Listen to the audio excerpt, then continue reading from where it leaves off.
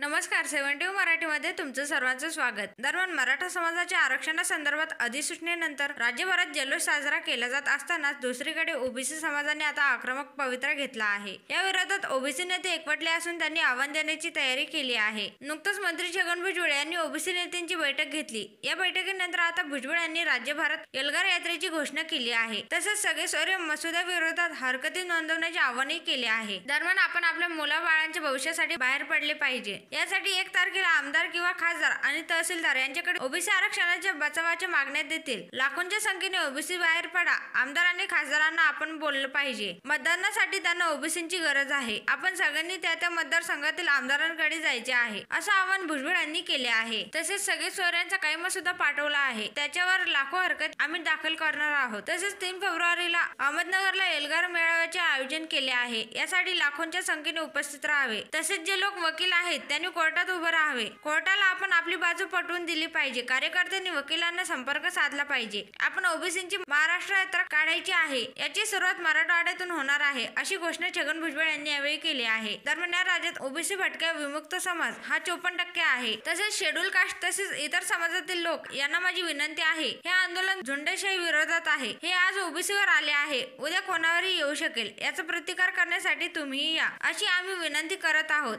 असे देखील भुजबळ म्हणाले. तर मित्रांनो, याबद्दल तुमचं काय मत आहे ते खाली कमेंटमध्ये नक्की सांगा.